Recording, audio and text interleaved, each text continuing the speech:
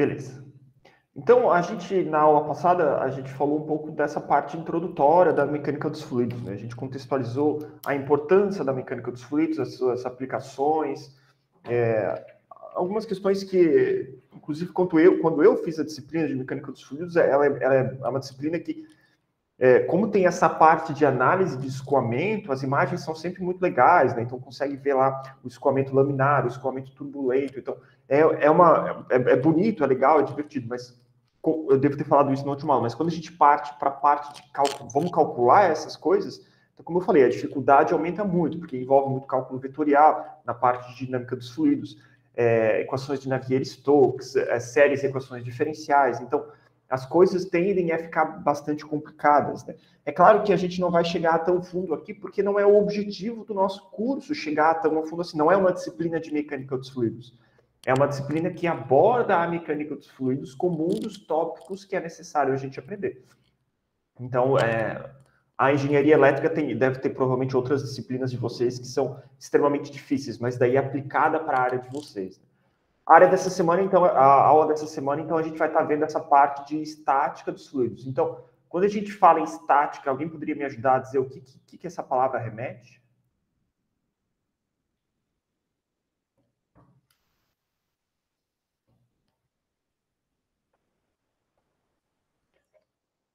É parado? Exatamente. Então, quando a gente está falando em coisas estáticas, né? Então, lá na física clássica, a gente tem estática e dinâmica, né? Então, a gente tem as coisas que estão paradas em relação a outras coisas e as coisas que estão se movendo. É claro que quando a gente fala em estática, a gente sempre tem que pensar em algo parado em relação a outra coisa. Eu sempre dou esse exemplo, né? A gente está se movendo em relação ao Sol, mas eu estou parado em relação à minha cadeira. Então, mais ou menos por aí. Quando a gente está falando da estática dos fluidos, a gente está sempre... não lembro se nessa aula eu já preparei ela na semana passada, vamos ver, mas se eu trouxe imagens, não. Mas a gente está falando de barragens, a gente está falando de coisas que, às vezes, o escoamento é tão lento, de qual a gente pode simular ele como um escoamento parado, né?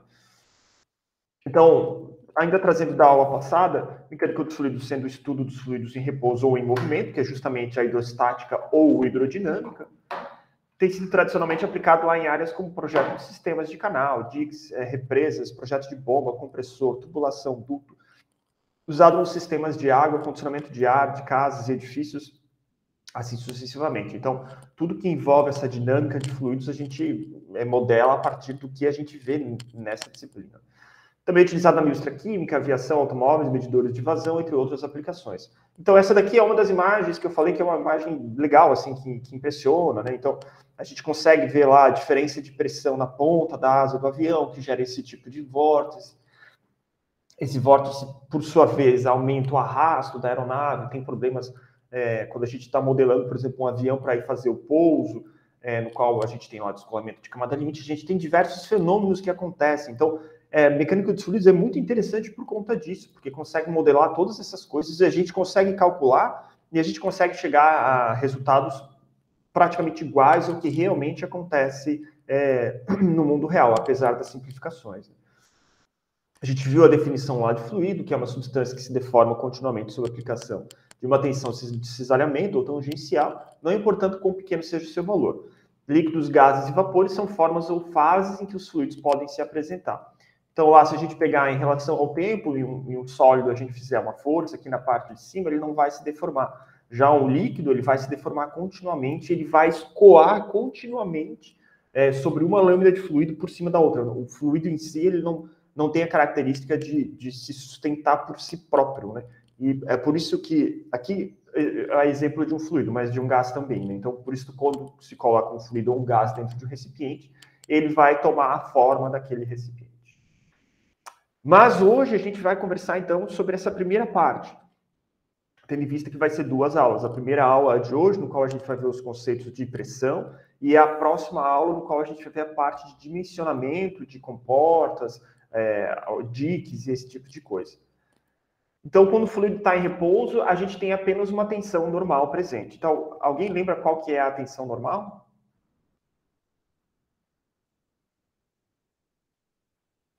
Como é que se dá essa tensão normal? Juliana? Oi, professor. Agora de cabeça eu não lembro, não. Não lembramos mais. A gente utiliza muito quando vocês viram lá, por exemplo, Física 1, qual a gente estava vendo força de atrito, né? Pat é igual a μ vezes a normal. Então, quando a gente tinha lá uma superfície com uma caixinha, a gente tinha o peso para baixo e a força normal para cima. Ela é perpendicular ao peso, né? No fluido é a mesma coisa. O fluido, quando ele está em repouso, a gente tem o peso dessa massa de fluido para baixo e a gente tem uma força normal para cima. Então, o fluido o fundo desse tanque aqui está sujeito só sob a pressão desse fluido que está aqui. Vai surgir, então, essa tensão normal presente nesse sistema, né? Em outras palavras, então, a gente chama isso de pressão. Então, com estática dos fluidos, a gente pode calcular as forças sobre objetos submersos, desenvolver instrumentos de medição e deduzir propriedades da atmosfera e dos oceanos. Então, com certeza vocês já viram isso em Física 1, vocês devem se recordar até mesmo no vestibular, pressão é igual à minha força sobre a minha área. Então, essa daqui é uma das formas de a gente estar calculando a pressão de um fluido estático que está sendo colocado aqui embaixo, de um determinado recipiente. Mas a gente consegue calcular outras coisas, como variação de pressão, e a gente consegue utilizar isso para desenvolver os nossos instrumentos de medição, como, por exemplo, manômetros. Então, é mais ou menos isso que a gente vai ver na aula de hoje. Então, qual que é a equação básica da estática dos fluidos? De novo, eu trouxe aqui uma forma simplificada para a gente não necessita deduzir essas equações a fundo. Apesar de ser um curso de engenharia, não é aplicado para a área de vocês. Então, vamos ver da forma mais tranquila. Então, se a gente pegar lá um determinado volume diferencial, então, um volume pequeno de fluido, a gente tem diversas fenômenos que estão acontecendo aqui. Então, se ele estiver submerso, por exemplo, a gente pode pensar dessa forma, a gente tem pressão na parte superior, inferior, lado esquerdo, direito, na frente e atrás. Então, um cubo vai ter 6 faces e a gente consegue calcular a variação de pressão utilizando cálculos vetoriais, utilizando séries e equações diferenciais, e a gente consegue expandir isso e calcular essas pressões em cada uma dessas faces. Ah, professor, a gente vai fazer isso aqui, tu vai cobrar, então, a gente expandir essa equação em séries e equações diferenciais? Não vou cobrar isso. Né? Não há necessidade de a gente ir tão a fundo. Mas o elemento de fluido diferencial, as forças de pressão, vamos pegar, então, as forças de pressão aqui na direção Y, no qual eu tenho aqui, em cálculo vetorial também seria J aqui, então eu tenho minha pressão, mais variação de pressão em relação a uma variação de Y. Enfim, a gente consegue integrar isso daqui e chegar onde a gente quer. A gente tem uma relação básica da pressão e altura da estática dos fluidos. É isso que essa equação mostra para a gente. Então, a gente tem lá uma variação de pressão em relação a uma altura no eixo Z, por exemplo, igual a densidade do fluido vezes a gravidade. Fala, João. Não, é para você aceitar a Lidiane, professor. Ah, beleza. Ela já entrou, né? Beleza. Então, a variação de pressão em um fluido vai variar em relação à sua altura Z da superfície do fluido. Para quem chegou mais tarde, gente, peguem papel, caneta, lápis, calculadora, já deixa separado aí, porque hoje a gente vai fazer alguns cálculos. Então, geralmente, quando a gente tem lá um recipiente, a gente tem um fluido, e a gente coloca que a superfície do fluido é esse triângulo aqui invertido, essa altura Z aqui vai estar relacionada à pressão que o fluido vai estar sujeito. Então, que esse ponto aqui embaixo vai estar sujeito. E se eu tiver diferentes fluidos, um junto com o outro, a gente vai ter exercício sobre isso, a gente vai ver como isso se assimila, mas a gente usa lá aquele teorema. Bom, mais para frente eu vou mostrar. Vamos criar isso com aos poucos. Né? Quais são as restrições, então, para essa equação? A gente está trabalhando com um fluido estático. Fala, Gabriel, bom dia. Então, a gente está trabalhando com um fluido estático. A gravidade é a única força de campo que está atuando nesse fluido. Por que é a única força de campo? Porque essa equação aqui de cima, quando a gente integra ela, quando a gente expande ela, integra ela, vem outras forças de campo que podem estar, esse fluido pode estar sujeito, forças de campo eletromagnético, por exemplo, alguma coisa nesse sentido. Como essas forças são muito pequenas em relação à principal, que é a gravidade, a gente acaba desconsiderando essas forças. E o eixo Z, ele é voltado para cima. Então, a gente tem o eixo Z sendo positivo para cima. Ah, professor, onde o eixo Z está apontando como positivo ou importante, é muito importante para todos os exercícios. Se colocar uma outra referência, tem que estar claramente descrito isso, porque senão os exercícios podem dar errado só por uma questão de referência. Então, antes de considerar a aplicação específica dessa equação, a gente deve lembrar que esses valores de pressão devem ser estabelecidos em relação ao nível de referência. Então, se for o vácuo, as pressões são denominadas absolutas. Os níveis de pressão medida em relação à pressão atmosférica são denominados pressões manométricas. Então, esse aqui é um outro tópico importante quando a gente está analisando as nossas pressões. A gente precisa entender se o nosso sistema está aberto para a atmosfera ou não, se eu tenho vácuo dentro dele ou não. Se for vácuo, a gente diz que a pressão é absoluta. Se for medida em relação à pressão atmosférica, a gente diz que a pressão é manométrica. Então, isso daqui fica dessa forma aqui, ó. Quando eu tenho a pressão absoluta, ela é uma escala inteira de pressão, do vácuo até a pressão que eu estou medindo. Se eu tiver um nível de pressão manométrica, no qual eu tenho uma pressão atmosférica, eu já parto de uma determinada pressão, que é em média ali 101,3 kPa. Então, o que eu estiver medindo está somado da minha pressão atmosférica. É por isso que a minha pressão manométrica é a pressão absoluta menos a minha pressão atmosférica. Daí sim eu vou estar calculando qual que é a minha pressão manométrica do meu sistema. Gente, dúvidas até aqui? Deixa eu só ver uma coisa.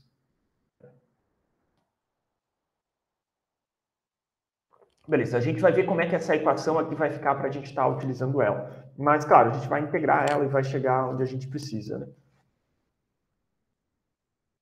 Então, aqui eu só trouxe para a gente ter como referência que a atmosfera, ela varia em relação à sua altitude, né? Então, isso aqui explica também e tem que ser contabilizado em diversos sistemas que a gente projeta, explica diversos fenômenos que acontecem na atmosfera. E a gente, tradicionalmente, utiliza... Alguém fez alguma pergunta? Não. A gente, tradicionalmente, utiliza lá a atmosfera padrão dos Estados Unidos, porque os livros foram escritos lá, né? Então, isso vem de lá. Então, a gente usa lá 15 graus Celsius, 101,3 ali, quilopascal de pressão. Mas à medida que a gente começa a elevar, né, subir na atmosfera, então, um avião voando aqui já a 10 quilômetros, por exemplo, a minha temperatura já está em menos 56,5 graus Celsius. Então, a temperatura já está extremamente baixa. E isso se mantém até mais ou menos 20 quilômetros ali. Depois eu tenho um aumento de temperatura ali, chegando próximo de 0 grau novamente, e de novo vou ter uma redução à medida que eu começo a chegar lá na fronteira da minha atmosfera com o espaço, né? Quando a gente já está falando lá dos seus 100 quilômetros, algo nesse sentido. É claro que, por exemplo, a estação espacial está a 400 quilômetros de altura em relação ao planeta Terra.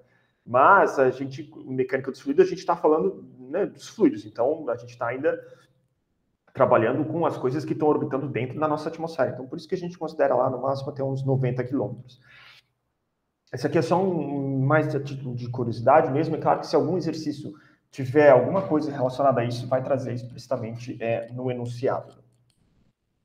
Então, para a atmosfera padrão, a gente utiliza as condições de pressão e temperatura padrão, no qual a temperatura, quando a gente está fazendo os cálculos, a gente está referenciando ela a 15 graus. Aqui vai ter um exercício no qual diz que a temperatura do mercúrio, por exemplo, está a 20 graus, mas assim, de 15 para 20 graus não muda tanto. Então, a densidade lá do mercúrio, de 15 para 20 graus, vai mudar? Vai mudar, mas a gente pode considerar uma densidade como se fosse padrão, né? Então, essa aqui é a pressão, 101,3 kPa, massa específica, então, 1,225 kg por metro cúbico. Um peso específico, bom, a massa específica e peso específico vai depender de qual é o tipo de fluido que a gente está trabalhando, né? Muitas vezes, quando a gente está fazendo os exercícios também, a gente calcula uma densidade ou uma massa específica em relação à massa específica da água. Então, se a gente coloca lá que a massa específica da água ela é 1.000 quilogramas por metro cúbico, a densidade do mercúrio é em torno de 13.600 quilogramas por metro cúbico, dependendo da referência que vocês usarem. Mas eu também posso fazer essa densidade aqui relativa. Então, eu chamo isso de SG, então eu posso fazer 13,6 vezes a minha densidade da minha água.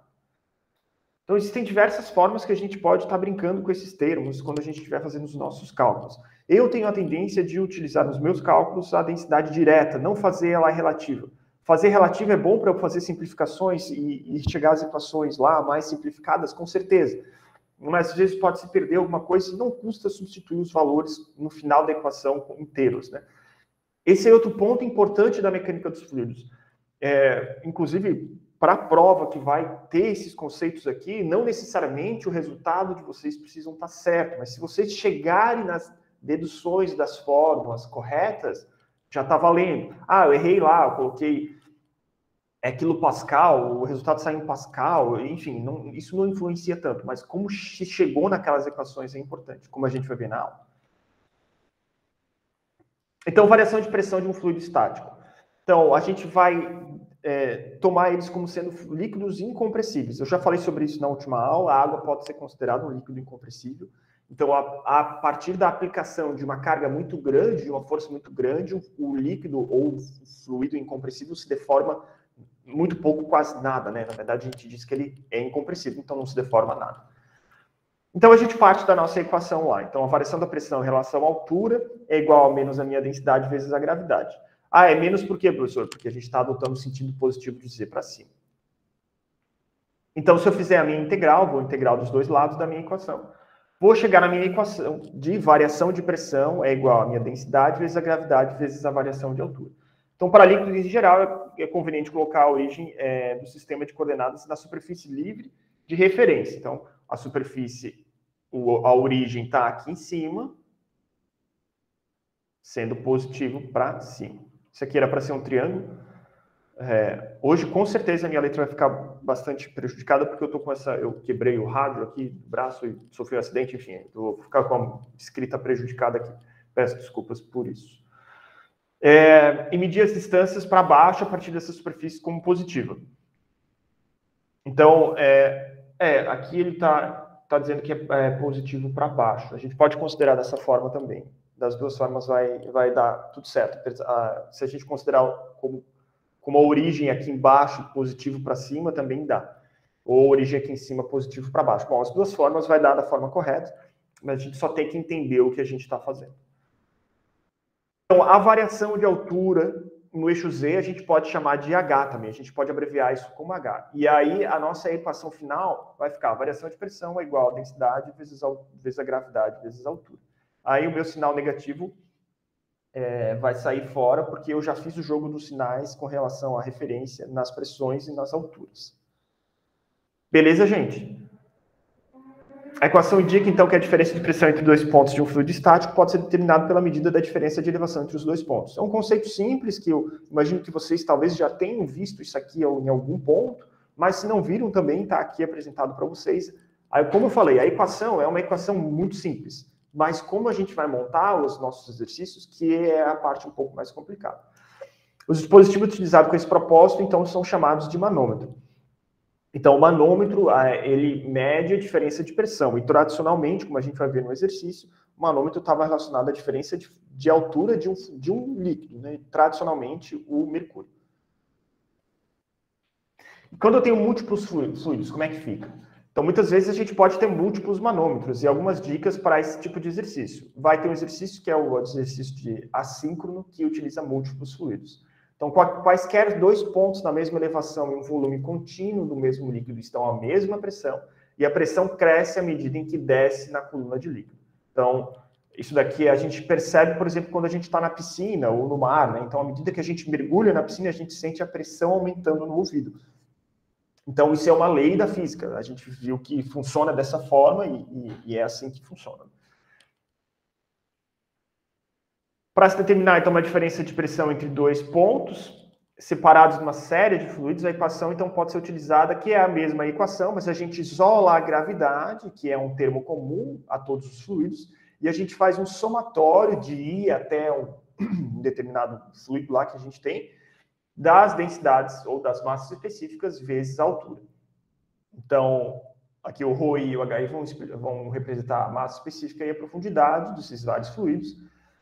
Aqui deve ter cuidado na aplicação dos sinais para as alturas HI. Então, elas serão positivas para baixo e negativas para cima. Então, tradicionalmente, quando a gente está fazendo esse tipo de exercício, a gente vai colocar como sendo positivo aqui para baixo e negativo para cima.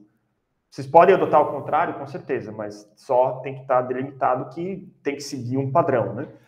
Então, a gente parte lá de um determinado ponto de um fluido, por exemplo, manômetro em U, a gente vai percorrendo esse manômetro e vai vendo como é que essas pressões vão estar se comportando ali dentro.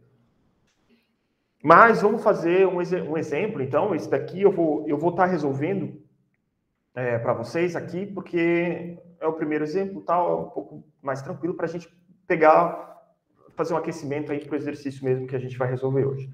Então, a pressão sanguínea normal no ser humano é de 120 por 80 milímetros de hidrogênio. Então, lá quando a gente fala na pressão 12 por 8, na verdade é uma abreviação disso aqui, né? 120 por 80 milímetros eu falei hidrogênio? Não, de mercúrio, né?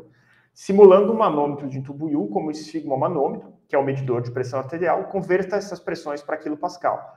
Ah, professor, então é só utilizar uma tabela, converter por um fator? Não, precisa ser feito um cálculo. E vamos ver como é que a gente faz ele. Então, o esfigmomanômetro é esse medidor de pressão aqui, que eu acredito que todo mundo algum dia já viu isso aqui sendo utilizado ou já mediu a pressão. Então, a gente tem lá um aparato que coloca no braço, a gente aperta aqui, aumenta a pressão desse sistema aqui, que vai medir a pressão de batimento da nossa artéria ali, ou da nossa veia que está ali no braço, e vai mostrar nesse manômetro analógico aqui. Existem digitais, enfim, existem diversos tipos de esfigmomanômetros.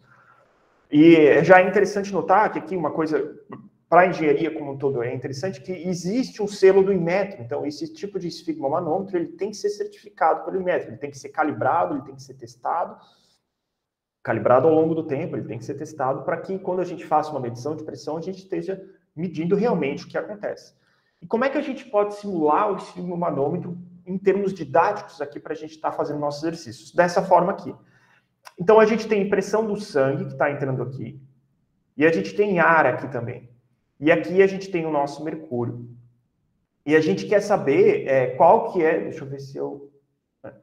Qual que é a nossa pressão? Então, tanto a pressão sistólica, né, como a pressão diastólica. Então, a pressão sistólica é a pressão mais alta e a pressão diastólica é a pressão mais baixa. Então, o que isso daqui já me diz? Que essa pressão aqui é igual a essa pressão aqui. Que elas estão a uma mesma altura. Essa diferença de altura aqui, na minha pressão diastólica, desculpa, na minha pressão sistólica, que é a primeira, é 120 milímetros. Então, para eu saber qual que é essa pressão em quilopascal, eu preciso calcular qual que é a pressão nesse ponto aqui. Como é que eu posso calcular essa pressão nesse ponto? Utilizando a nossa equação, que a gente acabou de ver. Então, eu tenho altura, eu tenho o meu fluido, que é mercúrio, eu sei a densidade do mercúrio, vou mostrar ali, enfim, a gente pesquisa a densidade do mercúrio, e a gente faz o cálculo. Tranquilo. Ah, professora, não sei qual que é a densidade do mercúrio. Primeiro, né, considerações. O fluido ele é estático, o fluido é incompressível, a massa específica de ar em relação à massa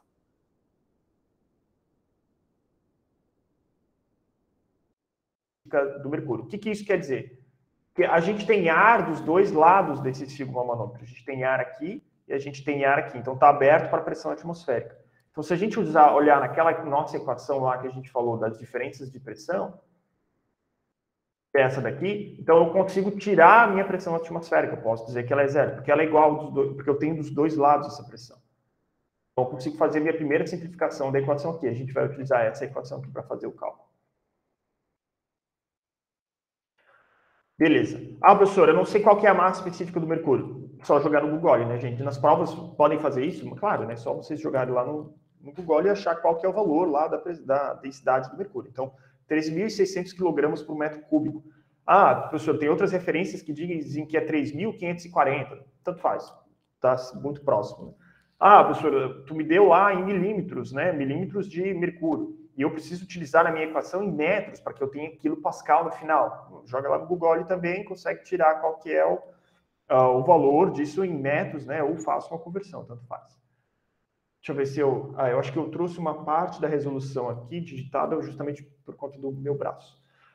Então, fazendo esse exemplo aqui, então, as considerações, então, essa pressão aqui, lembrando, essa pressão no ponto A, linha, e essa pressão no ponto A são as mesmas pressões, né? Aplicando a equação, então, entre os pontos A', e B, então, pressão A' é igual a pressão B, mais a pressão do meu mercúrio, que está aqui, né? Então, a gente está considerando que está aberto para a atmosfera os dois lados, a gente consegue zerar esse valor ali do minha equação.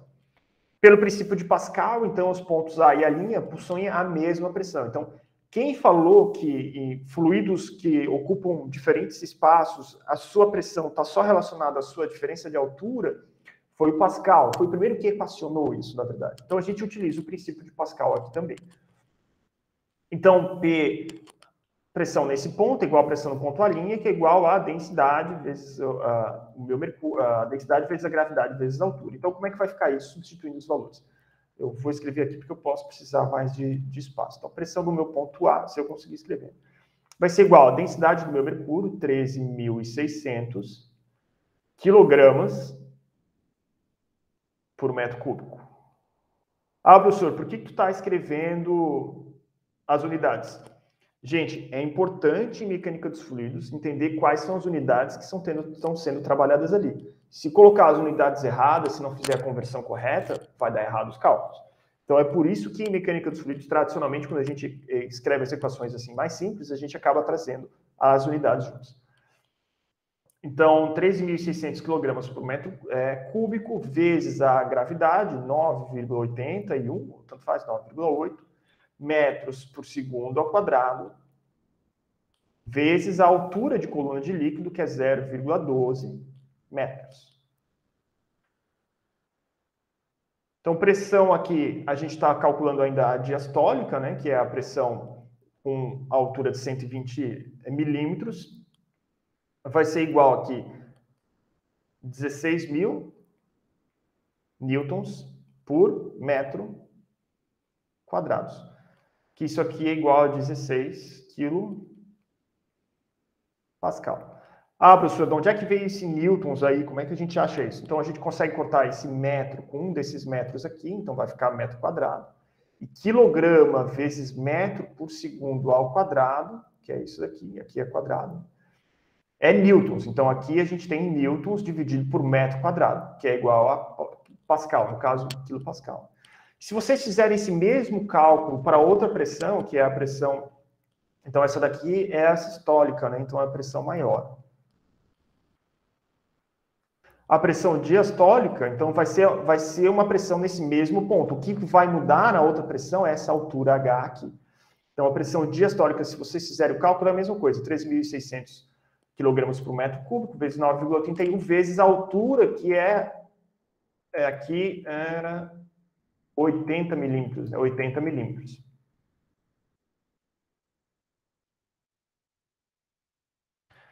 Vai dar 10,67 kPa. Pessoal, até aqui tá tranquilo? Alguém tem alguma dúvida até aqui?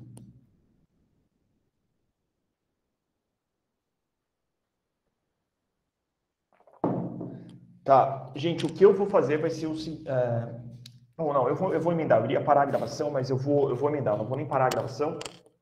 Vamos tocar o barco. Então, peguem aí papel e caneta. E agora tem outro exercício que é para vocês fazerem. Deixa eu só ver isso.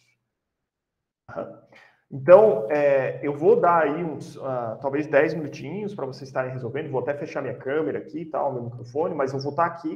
Eu vou só pegar uma água. Voltando aqui, eu já vou estar aqui para tirar as dúvidas. Ó, a figura abaixo mostra um aparato composto por um tubo e um pistão sobre o líquido. Uma força é aplicada nesse pistão e a coluna de líquido sobe de 25 milímetros, que é esse H aqui, para 200 milímetros. Calcule a força aplicada no pistão. Considere que o tubo está cheio de mercúrio a 20 graus, ou enfim, a 15 graus, tanto faz. Então, eu quero que vocês calculem qual que é essa força aplicada aqui, que é essa força aqui, Então, tem o estado 1, que é esse primeiro estado. Então, essa massa aqui, como é que a gente chamou aqui? Uma força, esse pistão aqui tem uma determinada massa, né, que está atrelada à altura que o líquido estava aqui. A partir do momento que se aplica uma força, essa altura sobe, vai aumentar, porque a pressão vai aumentar. E ele quer calcular justamente essa força. Então, dica, examine o estado 1 e monte as equações de equilíbrio. Estado 1 é esse primeiro ponto aqui.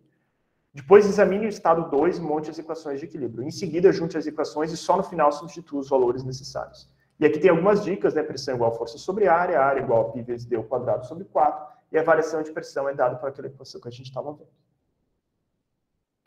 Beleza, gente? Eu vou dar, então, ó, são 8h17, 8h27, a gente volta e eu faço a correção do exercício. Pode ser assim? Beleza. Vou fechar a câmera aqui, o microfone, já estou voltando aqui.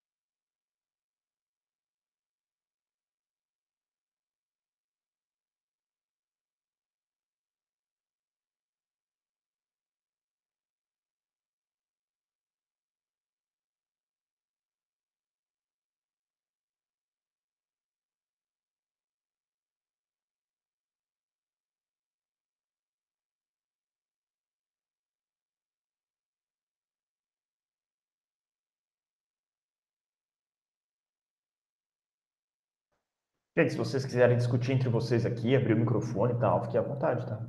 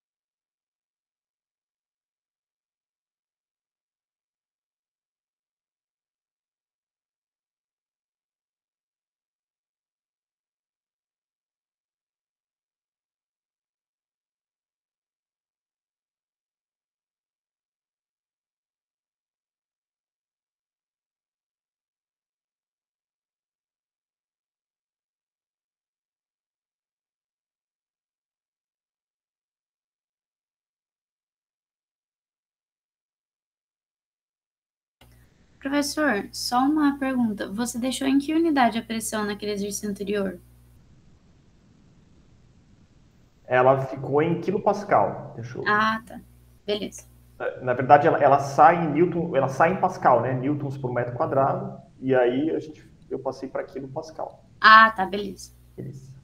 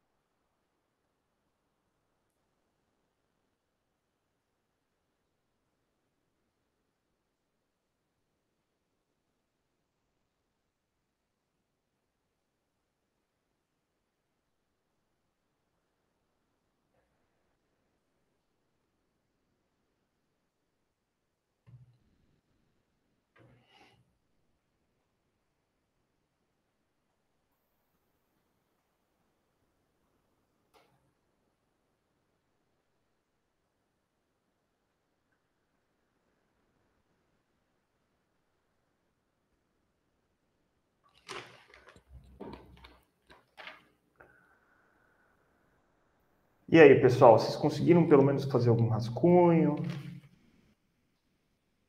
Alguém chegou a algum valor?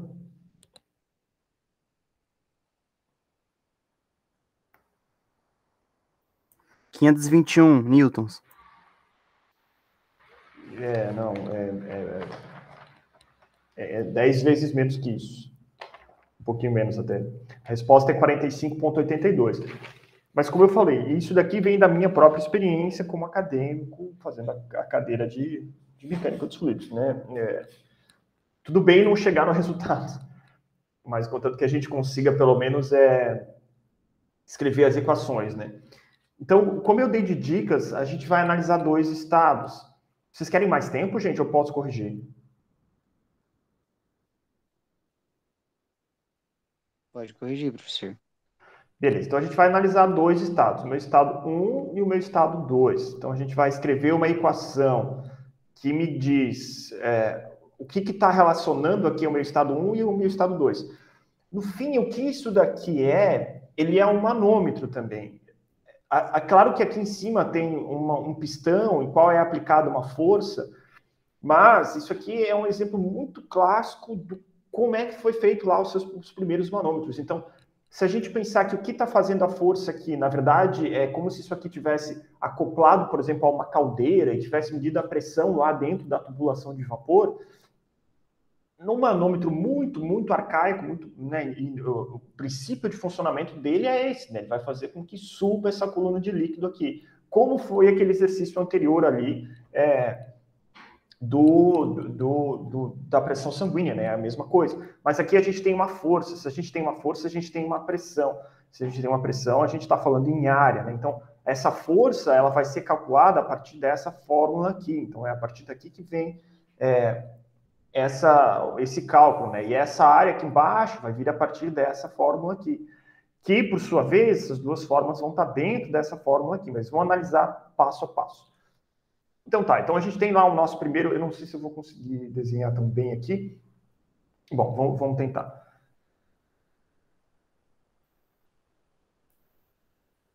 Não, ó, já desenhei errado, já não é um sistema fechado, é um sistema aberto, no qual a gente tem aqui em cima o pistão.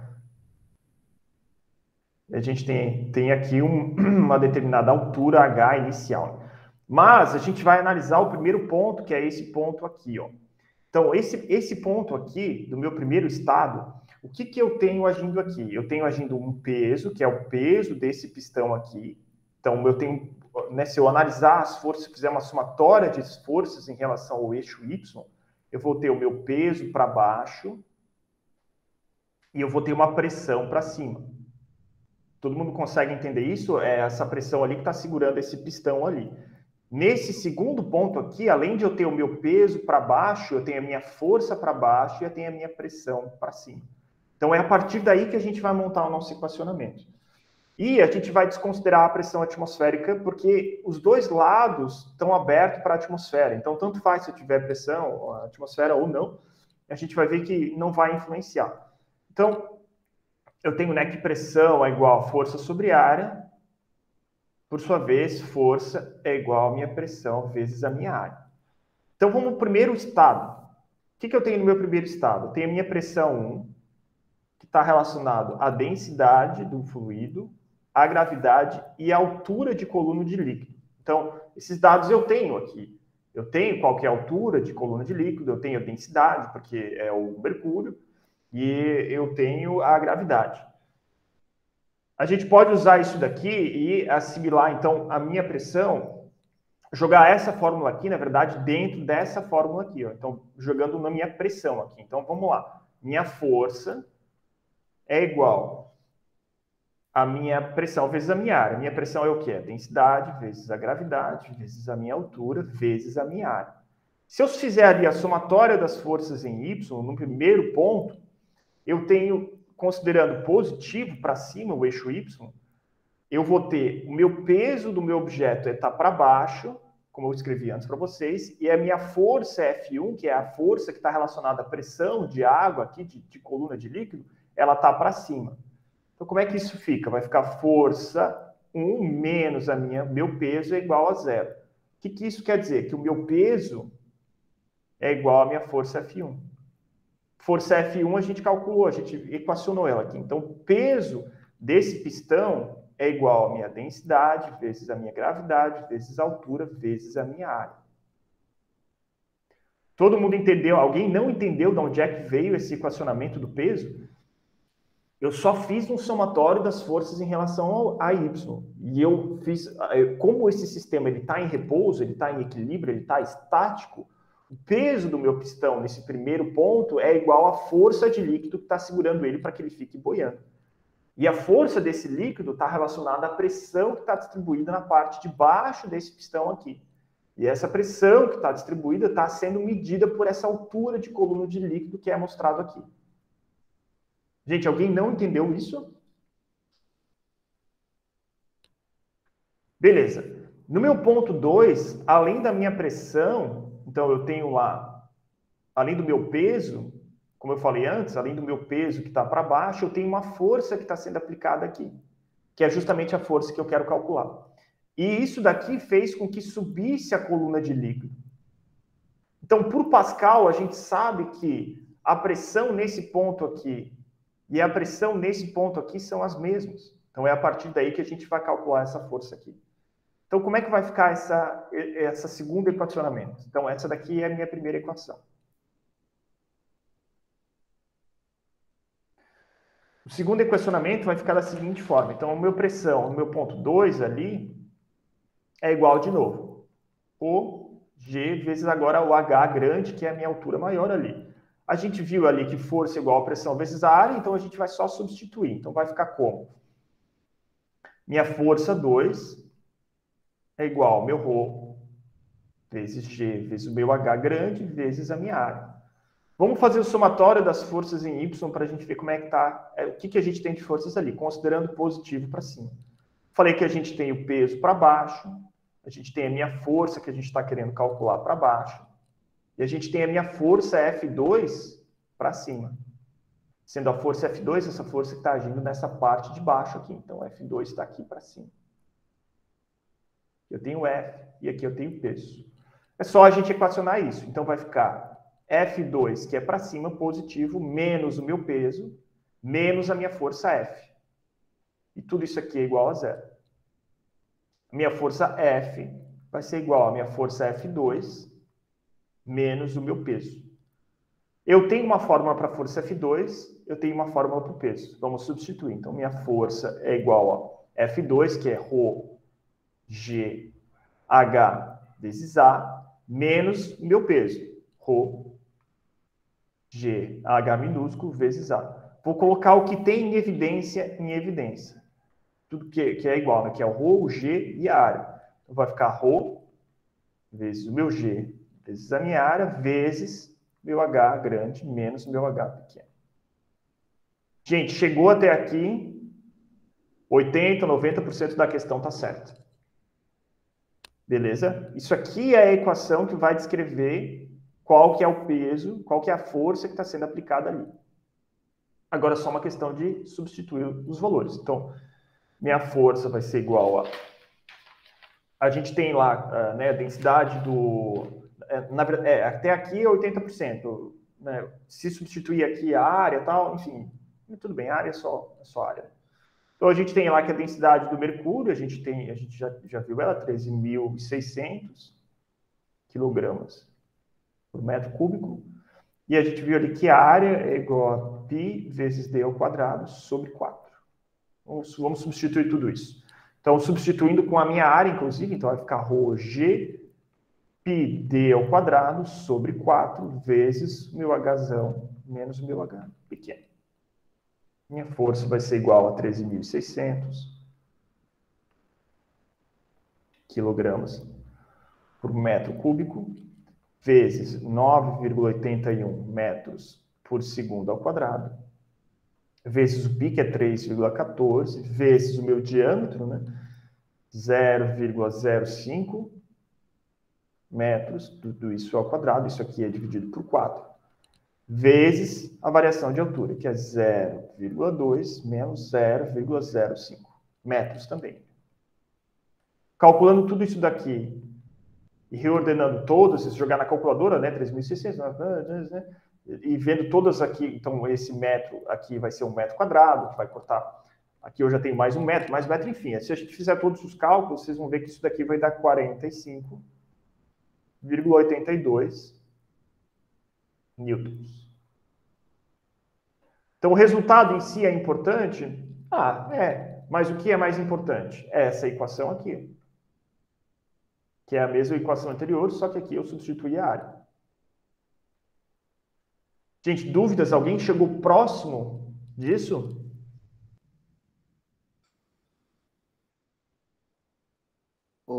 Professor, eu errei no caso da conversão do Pascal, do Pascal do Mercúrio lá, da densidade de Mercúrio. Ah, tu conseguiu chegar nessa equação? Eu tinha feito desse jeito. Legal. Tinha mais alguém que ia falar também, né? Ô, professor, por que não Não, usa pode falar. do outro cilindro, no caso? A área? Aqui, por exemplo, o diâmetro desse cilindro. Então, quando eu peguei esse exercício, eu ia apagar esse diâmetro para não confundir vocês. Mas eu deixei aqui para ver se essa dúvida ia vir. Porque onde está acontecendo, onde a gente está olhando a pressão, é nesse ponto aqui, ó. Porque isso aqui tem a ver com... A gente até pode equacionar a partir desse ponto aqui.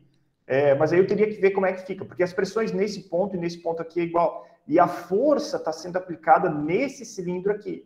Então, a pressão está sendo distribuída nessa área aqui. Então, para a gente equacionar dessa forma, ficou mais simples utilizando aqui. Mas, lembrando que a pressão aqui é a mesma pressão aqui. Então, talvez, aí, se alguém quiser fazer e depois mandar para mim alguma coisa nesse sentido, ver como é que fica o equacionamento nesse ponto aqui, também acho interessante. Mas se a gente fizesse só aqui, a gente ia achar só a pressão, né? E aí a força ia estar dentro dessa pressão aqui. E aí ia ter que saber qual que era a parcela do peso e qual que é a parcela da força que está sendo aplicada. E a força está sendo aplicada sobre essa área maior aqui. Então, eu acho que fica mais simples olhando esse ponto aqui. Professor, quanto que deu o resultado mesmo? Tem como você passar para frente, não? 45,82. Gente, quem mais tem dúvida? Mais alguém ia falar, eu acho.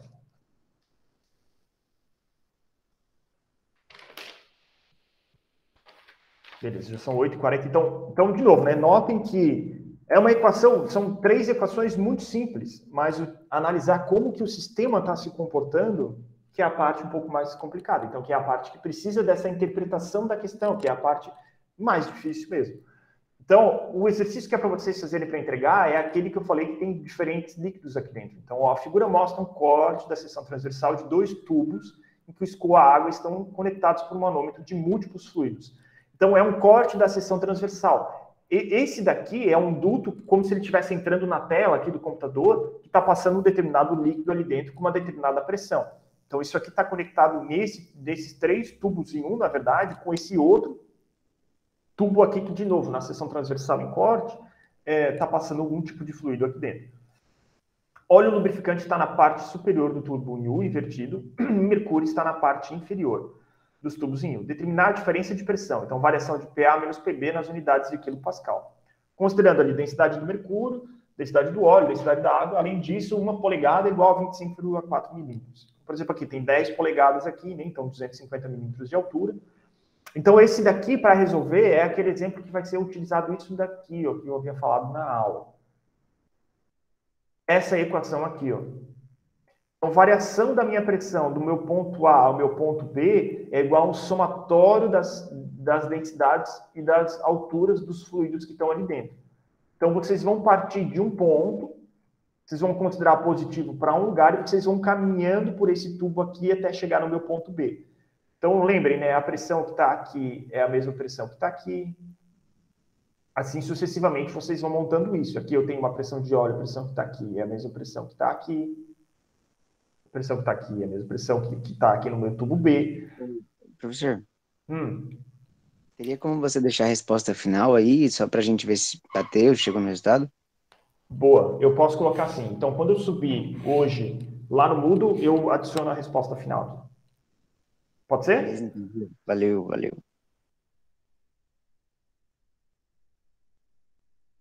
Tá, então, gente, vamos parar. Vocês têm mais alguma dúvida? Eu acho que a aula hoje ficou bastante longa, né? Bastante pesada, mas e assim, ainda estou simplificando muito, né? Isso aqui consegue, assim, abrir uma coisa bem complicada. Então, coloquem a presença ali para a gente no chat.